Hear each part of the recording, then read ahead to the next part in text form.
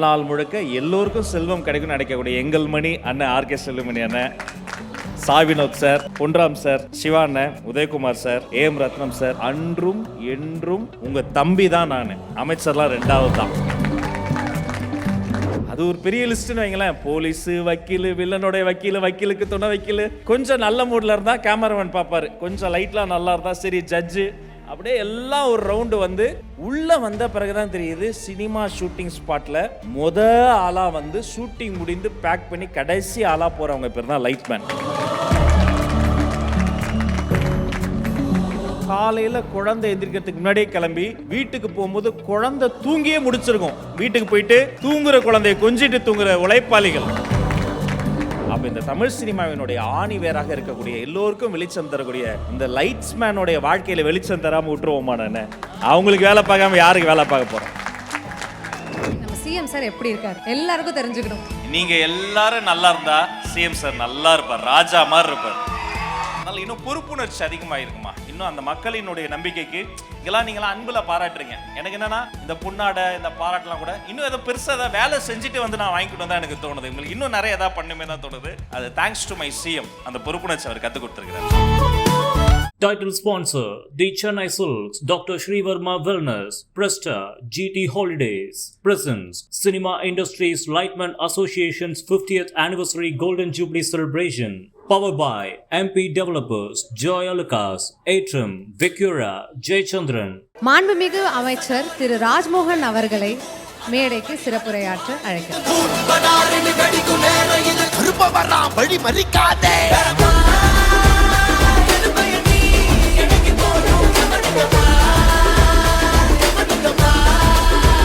திரைப்பட டிவி வெளிப்புற லைட்மேன் சங்கத்தினுடைய தலைவர் அன்பு சகோதரர் விஜயபாஸ்கரன், பொதுச் செயலாளர் சம்பத்தண்ணன், பொருளாளர் மயில், மேடையை அலங்கரித்துக் கொண்டிருக்கக்கூடிய உதயசங்கர் சார், இளவரச அண்ணன், RT Rajasekar sir, Balasubramaniam sir, பேரில் மட்டுமல்ல வாழ்நாள் முழுக்க எல்லோருக்கும் செல்வம் கிடைக்கும் நினைக்கக்கூடிய எங்கள் மணி அண்ணன் ஆர்கே செல்லுமணி அண்ணன், சாவினோத் சார், பொன்ராம் சார், சிவா அண்ணன், Udhayakumar sir, AM Rathnam sir, Ezhil sir, Tamil Selvan sir, Manoj Paramam sir சகோதரர், ஏகாம்பரம் சார், இசையமைப்பாளர் முரளி, கார்த்திக் ராஜா கேமராமேன், மேரி, அன்பு சகோதரி ஹர்ஷா, அப்படி அதிரடியாக என்ட்ரி கொடுத்துருக்க ரவி மரியா அண்ணன், அன்பு சகோதரர்கள் டைமண்ட் பாபு சார், ரியாஸ் அண்ணன், பேசிவிட்டு சென்றிருக்கிற தீபா அக்கா, உங்கள் அத்தனை பேருக்கு அக்கா சொன்னதை வச்சே சொல்கிறேன். அன்றும் என்றும் உங்கள் தம்பி தான் நான்.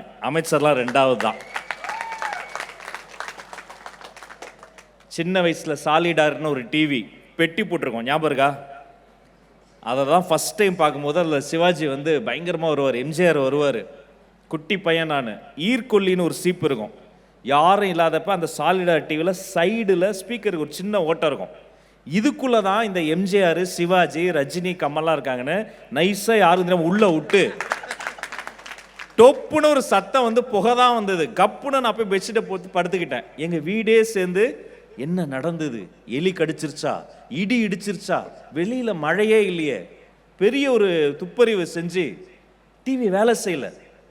டிவி மெக்கானிக் வர்றதெல்லாம் அந்த காலத்தில் ரொம்ப கஷ்டம். போய் அவர் ஆட்டோ வச்சு கூப்பிட்டு வந்தாங்க. அவர் ஒரு சூட் கேஸோடு வந்து எல்லாத்தையும் திறந்து ஒன்று ஒன்றா அக்கக்கா கழட்டி உள்ளே திறந்து பார்த்தா உள்ளே உடஞ்சி போன ஒரு ஈர்க்கொல்லி சீப்பு மாட்டிக்கிச்சு. அது என்னுடைய ப்ராப்பர்ட்டி. சின்ன வயசில் அதை வச்சுக்க தான் விளையாடிக்கிட்டு இருப்பேன். அதுதான் எனக்கு கத்தி, அதுதான் எனக்கு மைக்கு. அந்த தெருவே சேர்ந்து நான் அடிச்சது. போர் அடிக்கும் போதுலாம் அடிப்பேன், இங்கே வா நீ தானே டிவியை கெடுத்தேன்னு. அவ்வளோ ஆசை. வீட்டில் என்னைக்காவது அப்பா அம்மா சேர்ந்து சினிமாவுக்கு போவாங்க. சினிமாவுக்கு கிளம்பி போய் தேட்டர் வாசலில் போய் டிக்கெட் வாங்கிட்டு உள்ளே போகிறதுக்குள்ளே அப்பா அம்மாவுக்கு சண்டை வந்தால் சினிமா கேன்சல் ஆகிரும். நான் சாமியை வேண்டிக்கிட்டே போவேன், இன்றைக்கி அப்பா அம்மாவுக்கு சண்டை வந்துடக்கூடாது, இன்றைக்கி வந்துடக்கூடாது. அத்தனை படம் இருக்குது. ரொம்ப பெரிய சண்டை வந்தால் எங்கள் அம்மா தனியாக கிளம்புவாங்க. டேய் வாடா நம்ம தாத்தா வீட்டுக்கு போகலாம். நான் ஏதோ வரேம்மா. உடனே போய் படிக்கிற பையன் மாதிரி ஸ்கூல் பேக்கில் எடுத்துகிட்டு எங்கே நேராக பல்லாவரம் ஜனதா தேட்டர் போய் தங்கப்பதக்கம் படம் பார்ப்போம். படம் பார்த்து முடிச்சு சரி மறுபடியும் ஊருக்கு தான் போயிடுவோம். ஜாலியாக இருந்தால் படம் பார்த்து முடியும்போது மறுபடியும் அம்மாவுக்கு அப்பா பாசம் வந்துடும். டே என்னன்னாலும் அந்த மனுஷன் மாதிரி வராது, வாடா வீட்டுக்கு போகலாமா, என்னம்மா சபதெல்லாம் போட்டு அடிச்சு நான் வட மறுபடியும் வீட்டுக்கே போயிடுவாங்க. எங்கள் வாழ்வோடு 2 கலந்து விட்டது தமிழ் சினிமா. தமிழ் சினிமா தான் எனக்கு தன்னம்பிக்கை தந்தது, தலைமைத்துவம் தந்தது, தமிழ் உணர்வே தமிழ் சினிமா தான் எனக்கு தந்தது. அது இல்லைன்னா நான் இல்லை.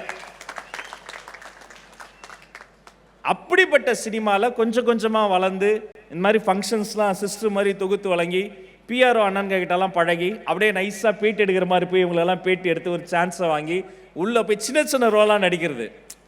அது ஒரு பெரிய லிஸ்ட்டுன்னு வைங்களேன். போலீஸு, வக்கீல், வில்லனுடைய வக்கீல், வக்கீலுக்கு துணை வக்கீல், கொஞ்சம் நல்ல மூடில் இருந்தால் கேமராமேன் பார்ப்பார், கொஞ்சம் லைட்லாம் நல்லா இருந்தால் சரி ஜட்ஜு, அப்படியே எல்லாம் ஒரு ரவுண்டு வந்து உள்ளே வந்த பிறகு தான் தெரியுது சினிமா ஷூட்டிங் ஸ்பாட்டில் ஆளாக வந்து ஷூட்டிங் முடிந்து பேக் பண்ணி கடைசி ஆளாக போகிறவங்க பேர் தான் லைட்மேன். ஏன் வந்து இப்படி இருக்காங்க? காலையில் குழந்தை எந்திரிக்கிறதுக்கு முன்னாடியே கிளம்பி வீட்டுக்கு போகும்போது குழந்தை தூங்கியே முடிச்சிருக்கும். வீட்டுக்கு போயிட்டு தூங்குற குழந்தைய கொஞ்சிட்டு தூங்குற உழைப்பாளிகள். இன்னைக்கு எல்லா ஸ்பாட்லலாம் ஏசி வந்துருச்சு. ஏசி இல்லாமல் இன்னைக்கு எங்கே அரங்கம் இருக்குது, ஷூட்டிங் இருக்குது. அன்றைக்கி நான் சின்ன வயசில் ராஜ் டிவிக்கு ஒரு ஃபங்க்ஷனுக்கு போனப்போ அந்த ஷூட்டிங் ஸ்பாட்லாம் பார்த்தேன். மேலே அப்படி கட்டியிருக்கும், அந்த கோடாவை கட்டிக்கிட்டு அப்படியே வேர்த்து கொட்டும். அங்கே வந்து அப்படி ஹீட்டாக இருக்கும். அப்படியே ஆக்சன்ட்டாக பின்ட்ராப் சைலண்ட் இருக்கணும், பேசவே முடியாது. அப்படி அந்த ஒரு ஆஃப் ட்ரவுசரை போட்டுக்கிட்டு வேர்வை வழியை மேலே நின்றுக்கிட்டு லைட்டை திருப்பிட்டு அப்படி கீழே நின்று மேலே வந்து 2 பேரை தான் பார்ப்போம். அப்படி வெளில எங்கேயா போகும்போது அப்படி சாமி அப்படி மேலே பார்த்து கும்பிட்டுப்போம். அதுக்கப்புறமேட்டு சினிமாவில் லைட்மேனை மட்டும் தான் கீழே இருந்து நம்ம மேலே பார்க்கக்கூடிய ஒரே உழைப்பாளிகள் இந்த லைட்மேன். இல்லைன்னா வெளிச்சம் இல்லை. பாரதியார் சொல்கிறாரு, இருள்னே உலகத்தில் கிடையாதுடா, இருளுங்கிறது கொஞ்சம் கம்மியான வெளிச்சம், அவ்வளோதான் பார். இந்த தமிழ் சினிமாவில் இருட்டுன்னு ஒன்று கிடையவே கிடையாது. வெளிச்சம் கொட்டி கிடக்கு. அந்த வெளிச்சம் மேலே பட்டால் தான் ஹீரோ, ஹீரோயின், டைரக்டர், கேமராமேன். சகோதரர் சொன்னார், 6 மணிக்குல நீங்கள் 5:45 ஆரம்பிச்சிருவீங்க கத்துறதுக்கு. அப்போ அந்த கத்துக்கலாம். அதாவது சில ஸ்பாட்லாம் பார்ப்பேன், அந்த லைட்டை சொல்லி இப்படி திருப்பு அப்படின்ட்டோன்னே போய் ப்ராக்டிக்கலாக திருப்பு ஒரு 10 செகண்ட் ஆகும். திருப்பு, ரெடி சார் அப்படின்றீங்க. எப்படி வந்துடும்? அந்த சூரியன் மறையறதுக்கும் இந்த லைட்மேன்கள் வேலை பார்க்கறதுக்கு இடையில ஒரு ரன்னிங் ரேஸ் இருக்கும் பாருங்க. ரசிப்பேன் நான். என்ன முயற்சி பண்ணாலும் எவ்வளவு லைட் வச்சாலும் ஒரு சூரியனை இன்னொரு வாட்டி உருவாக்க முடியாது. அது நேச்சர், அது எதுவும் மாற்றவே முடியாது. ஆனால் பகலை இரவு போல காட்ட முடியும், இரவை பகலை போல காட்ட முடியும். இந்த மேஜிக் ஒளிப்பதிவு தான். அது கேமராமேன் போட மாட்டோம் தமிழில், ஒளி இந்த வெளிச்சத்தை கொண்டு வந்து கொட்டுறது. அப்போ இந்த தமிழ் சினிமாவினுடைய ஆணி வேறாக இருக்கக்கூடிய எல்லோருக்கும் வெளிச்சம் தரக்கூடிய இந்த லைட்ஸ்மேனுடைய வாழ்க்கையில் வெளிச்சம் தராமல் விட்டுருவோமா? நான் அவங்களுக்கு வேலை பார்க்காம யாருக்கு வேலை பார்க்க போகிறேன்? நான் என்ன சொல்கிறேன், 3000ங்கிறது பேசிக்கு. அந்த 3000 ரூபாய் அவங்க வாழ்க்கையில் கிடைக்கணும், கண்டிப்பாக கிடைக்கும், நிச்சயமாக இவர்களுக்கு அது கிடைக்கும். அது பேசிக். அண்ணன் சொன்ன மாதிரி கொஞ்சம் எங்களுக்கு டைம் மட்டும் கொஞ்சம் கொடுங்க, ஒரு கால அவகாசம் கொடுங்க. நான் அரசியல்லாம் பேச மாட்டேன், உங்களுக்கு தெரியும், இது என் ஃபேமிலி.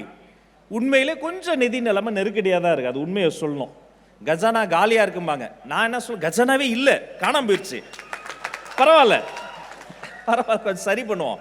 கொஞ்சம் கொஞ்சமாக அதெல்லாம் கொஞ்சம் சரி பண்ணி உள்ளே கொண்டு வருவோம். ஆனால் பர்சனலாக ஒரு தம்பியாக உங்களுக்கு நான் சொல்கிறது என்னென்னா, தயவு செஞ்சு ஃபேமிலியை பாருங்கள், புள்ளக்குட்டியை கொஞ்சம் பாருங்கள், அவங்க கூட டைம் ஸ்பெண்ட் பண்ணுங்கள். தீபகா சொல்லிச்சுல, அவ்வளோ ஷோஸ் ஒன்றா பண்ணியிருக்கிறோம், படம் நடிச்சிருக்கிறோம், ரவிமரி அண்ணன் நானும் படம் நடிச்சிருக்கிறோம். நீங்கள் களைப்பாக வீட்டுக்கு போகும்போது டெக்னீஷியன்ஸ்க்கு யாராவது கையை காலை பிடிச்சி விட்டா நல்லாயிருக்கும். அவங்க கையை காலை பிடிச்சி விட்டா அவங்க ஒருத்தருக்கு தான் நல்லாயிருக்கும். என்னைக்காவது ஒரு நாள் நீங்கள் உங்கள் வீட்டம்மாவை உட்கார வச்சு கையை காலை பிடிச்சி பாருங்கள், லைஃபே நல்லாயிருக்கும். என்னம்மா நல்லா இருக்கியா? உண்மையா சிஸ்டர்? என்ன பிரச்சனை உனக்கு? யாரு கூட சண்டை? என்ன பண்ணலாம்? அதுவா சரியாயிடும், விடு. என்ன நடந்ததுன்னு சொல்லுங்கள். நீங்கள் காலையிலேருந்து அவ்வளோ பேரை பார்த்துட்டு போயிருப்பீங்க. ஆமாம்மா, இன்னைக்கு ஷூட்டிங் ஸ்பாட் போனேன், இந்த படம் இப்படி வந்துக்கிட்டு இருக்கு, நல்ல டேரக்டர்மா, கேமராமேன், இப்படி அப்படி எல்லாம் சொல்லி பேசுங்க, மனசு விட்டு பேசுங்க, பிள்ளைங்க கிட்ட பேசுங்க. இந்த குழந்தைங்க என்ன பண்ணுது, அப்பா அம்மா கிட்ட நிம்மதியை தேடுறாங்க. அப்பா அம்மா என்ன பண்ணுறாங்க, குழந்தைங்க கிட்ட நிம்மதியை தேடுறாங்க. இவங்க 2 பேரும் சேர்ந்து என்ன பண்ணுறாங்க, வெளியில் எங்கே இருந்தோ நிம்மதி வரும் தேடுறாங்க. மகிழ்ச்சிங்கிறது முன்முடிவுங்க. மனசில் ஒரு முடிவு வந்துட்டா போதும். இன்றைக்கி நான் மகிழ்ச்சியாக இருந்துச்சேன், சந்தோஷமாக இருக்கேன், நிம்மதியாக இருக்கேன். 6 ஃபங்க்ஷன் போனேன், எல்லாரையும் பார்த்தேன். இதை முடிச்சுட்டு தான் என்னுடைய தொகுதி எழும்பூரில் பொதுக்கூட்டம் பேச போகிறேன். சந்தோஷமாக இருக்கேன், என் மகிழ்ச்சி என் மனசில் இருக்குது, வாழ்க்கை நல்லா இருக்குது, கான்ஃபிடென்ட்டாக இருக்கேன். உங்களை அத்தனை பேரையும் மேடையில் தனித்தனியாக பேசிக்கிட்டே இருக்கலாம், அவ்வளோ ரிலேஷன்ஷிப் இருக்குது. பாருங்கள், உழைப்பலை உட்காந்துருக்கான் பாருங்கள், வெள்ளுடைய வேந்தன். உழைத்து உழைத்து ஊருக்கே பிரியாணி போட்டு. நடுவில் நான் ஒரு படம் டைரக்ட் பண்ண முயற்சி பண்ணேன், அது அட்டர் ஃப்ளாப் ஆயிடுச்சு. அது சோகத்தை வேற ஞாபகப்படுத்திட்டீங்க. அப்போ நாங்கள் டிஸ்கஷன்லாம் உட்காரும்போது ரொம்ப பசியாக இருக்கும். ரொம்ப பசியாக இருந்தால் அவர் கடையில் போய் தான் பிரியாணி வாங்குவோம். ஏன்னா அங்கே தான் ஒரு பிரியாணி வாங்கினா 4 பேர் சாப்பிட முடியும், வயிறார சாப்பிட முடியும். தொழில் ரகசியம் அதெல்லாம். அப்படி ஊருக்கே அன்னமிட்டவர் இன்னைக்கு எங்கள் பக்கத்தில் வந்திருக்கிறாரு. சிவானெல்லாம் அவர் வந்து சட்டையில் மட்டும் பூ கிடையாது, அவர் வாழ்நாள் முழுக்க அப்படி பூக்கள் நிறைந்த மனிதர். என் தலைவனுக்காக, வாகை தலைவனுக்கு பாராட்டு விழா, வெற்றி விழா, ஒரு பிறந்தநாள் விழா வச்சாரு. தேர்தல் எலெக்ஷன் ரிசல்ட் வந்து நிம்மதி இல்லை. உண்மையிலேயே ஜெயிச்சிட்டோமா இல்லையா, 108ன்றாங்களே, ஆட்சி அமைக்க விடுவாங்களா இல்லையான்னு தெரியல. விடிய அவ்வளோ ஸ்ட்ரெஸ்ஸு. விடிஞ்சதுக்கப்புறம் அவசரமாக குளிச்சுட்டு ஒரு சட்டையை போட்டு காரில் போகும்போது கண்ணில் பட்ட காட்சி சிலிருக்குது. இப்போ சொல்லும்போது அப்படி கோயில் எங்கேயோ மணி அடிச்சுக்கிட்டு இருக்கிறாங்க. அப்படி வேகமாக போகும்போது அண்ணன் அங்கே பாருறேன், நான் கூட வந்த தம்பி விண்டு வரைக்கும் பார்த்தா சென்னை முழுக்க ஒரு போஸ்டர், மாண்புமிகு தமிழ்நாடு முதலமைச்சர்னு தலைவருக்கு முதல்ல அவர் தான் போஸ்டர் ஓட்டினார். இண்டஸ்ட்ரியிலேருந்து முதல்ல அவர் தான் ஓட்டினார். கண்ணு கலங்கிருச்சுனே, அவள் தான்டா, மக்கள் தீர்ப்பு தான்டா, முதல்வர் ஆயிட்டார்றா நம்மால். ஏன்னா உயிரை பணைய வச்சு வேலை பார்த்துருக்குறோம். அதனால் அண்ணன் 100வது நாள் கொஞ்சம் பக்கத்தில் வருது. 100வது நாள் நான் எதுவும் கேட்கல, அவராக பண்ணுறேங்கிறார். இந்த மனசு யாருக்கு வரும்? அதனால் இந்த இடத்துல கூட எங்கே வந்தாலுமே அது உண்மைங்க. செல்வமணி அண்ணன் பார்த்த உடனே எதாவது சொன்னார், ஏதாவது பண்ணி கொடுங்க, இல்லைன்னா இந்த பதவி வேணாம், எனக்கு வேண்டாம், இத்தனை வருஷம் போராடி பார்த்துட்டேன் அப்படின்ட்டாரு. இத்தனை வருஷம் நீங்கள் மற்றவங்கள தான் பார்த்தீங்க, இப்போ தான் எங்களை பார்க்குறீங்க. நல்லது நடக்கணும், நம்பிக்கையாக இருங்க. உங்கள் அத்தனை பேருக்கும் நான் மட்டுமல்ல, நீங்கள் நல்லா இருக்கணும்னு நினைக்கக்கூடிய ஒரு உள்ள மாண்புமிகு தமிழ்நாடு முதலமைச்சர் சி ஜோசப் விஜய் அவர்களின் சார்பில் வாழ்க வாழ்கன்னு வாழ்த்தி கான்ஃபிடென்ட்டா இருங்க, வெற்றி நிச்சயம். நன்றி, வணக்கம், தேங்க்யூ ஸோ மச். சார் 3 கேள்வி தான் சார். முதல் கேள்வி, நம்ம சிஎம் சார் எப்படி இருக்கார் எல்லாருக்கும் தெரிஞ்சுக்கணும். நீங்க எல்லாரும் நல்லா இருந்தா சிஎம் சார் நல்லா இருப்பார், ராஜா மாதிரி இருப்பார். சார் நீங்கள் பேசும்போது சொன்னீங்க, நான் ஒரு தொகுப்பாளராக இருந்தேன், அதுக்கப்புறம் சின்ன சின்ன ரோல்ஸ்லாம் பண்ணேன், அப்படி தான் என்னோட வாழ்க்கையோட பயணம் இருந்தது அப்படின்னு சொன்னீங்க. இப்போ நீங்கள் வந்துட்டு அரசியலில் ஒரு அமைச்சராக இருக்கீங்க. அந்த பயணம் எப்படி இருக்குது? கடினமாக இருக்கா? ஒரு நாள் வந்து சோர்வாக இருக்கா, ஒரு நாள் உற்சாகமாக இருக்கா, எப்படி இருக்குது? பர்சனலாக சொல்லுங்கள். உங்களுக்கு உண்மையிலேயே அது அவ்வளோ பிடிச்சிருக்குன்னு எங்களுக்கு தெரியும், பட் அதை தினம் தினம் வாழும் பொழுது எப்படி இருக்கு? இல்லை, இத்தனை நாளாக பேசிக்கிட்டு மட்டும் தான் இருக்க முடியும். இப்போ சினிமாவில் கூட கதாசிரியர்கள் அந்த கதையை எழுதுவோம், பாடலாசிரியர் அந்த பாடலை எழுதுவோம். அது மாதிரி பிரம்மாக்கள் வந்து அதை வந்து இமேஜினேஷன் பண்ணுவாங்க, அதை எப்படி கொண்டு வரலாம் அப்படி கொண்டு வரலான்னு. அதை எக்ஸிக்யூட் பண்ணுறது தான் அதில் கேம் பிளான் இருக்குது. அது மாதிரி அமைச்சரான பிறகு பேச்சல்ல செயல் அப்படின்னு என்னுடைய தலைவர் எனக்கு சொல்லி கொடுத்துருக்கிறாரு. நிறைய வேலை செய்கிறோம். Super super super sir. கடைசியாக ஒரு கேள்வி, டெய்லி நாங்கள் எல்லாருமே வந்துட்டு ஐபிஎல் மேட்ச் பார்க்குற மாதிரி சட்டசபையை லைவ்ல பார்த்துட்டு இருக்கோம். உங்கள் வீட்டில் உங்கள் சொந்தக்காரங்க, உங்கள் அம்மா அப்பா எல்லாரும் சட்டசபையை பார்த்துட்டு நீங்கள் இந்த இடத்துல இந்த பாயிண்ட் சொல்லியிருக்கலாமோ, அந்த மாதிரிலாம் உங்களுக்கு வந்துட்டு இந்த மாதிரிலாம் சொல்லியிருக்காங்க? எலெக்ஷன் ரிசல்ட் வர அன்னைக்கு என்னுடைய இது வந்து ரொம்ப லயலா காலேஜில் கவுண்டிங் போச்சு. அது ரொம்ப குரூஷியல். ஏன்னா தலைவருக்கும் பெரம்பூர் தொகுதி அங்கே தான் கவுண்டிங் போச்சு, என் சகோதரர் ஆதவுக்கு அங்கே தான் கவுண்டிங் போச்சு. அப்புறம் முக்கியமான தொகுதியான குளத்தூரில் விஎஸ் பாபுக்கு அங்கே தான் கவுண்டிங். பயங்கர ஒரு 3000 போலீஸ் குவிஞ்சிருப்போம், பயங்கர டென்ஷன் ஒவ்வொரு ரவுண்டும் வர வர. அப்புறம் வெளில வந்துட்டோன்னே வீட்டுக்கு ஃபோன் பண்ணி, எனக்கெல்லாம் நைட் ஆயிடுச்சு, 9 மணி ஆயிடுச்சு. இப்போ வீட்டில் சொன்னாங்க, இல்லைங்க ரிசல்ட் வந்துக்கிட்டே டென்ஷனாக இருந்தது, ஃபைனலாக நீங்கள் ஜெயிச்சிட்டிங்கட்டோன்னே வீடே அப்பார்ட்மெண்ட்டே கத்தி குதிச்சு போய் என் குட்டி பசங்க அவங்களுக்கு கூட டே அப்பா ஜெயிஸ்டாரா அப்படின்னு ஆசை சொல்லியிருக்காங்க. 2 பசங்க அதை விட தளபதி ஜெயிஸ்டாரா அப்படின்னு கேட்டிருக்காங்க.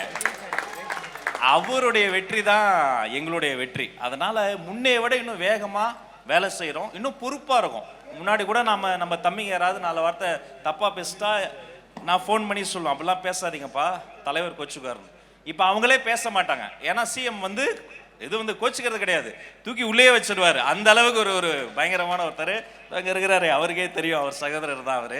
அதனால் இன்னும் பொறுப்புணர்ச்சி அதிகமாக இருக்குமா, இன்னும் அந்த மக்களினுடைய நம்பிக்கைக்கு இதெல்லாம் நீங்களாம் அன்பில் பாராட்டுறீங்க. எனக்கு என்னென்னா இந்த பொன்னாடை இந்த பாராட்டெலாம் கூட இன்னும் ஏதோ பெருசாக ஏதாவது வேலை செஞ்சுட்டு வந்து நான் வாங்கிக்கிட்டு தான் எனக்கு தோணுது. உங்களுக்கு இன்னும் நிறைய ஏதாவது பண்ணுமே தான் தோணுது.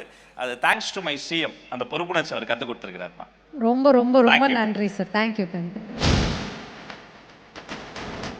லைட்ஸ் யூனியன் சார்பாக செயலாளர், பொருளாளர், தலைவர் அவர்கள் ராஜ்மோகன் சாருக்கு பொன்னாடை மற்றும் ஷீல்ட் வழங்குகிறார்கள்.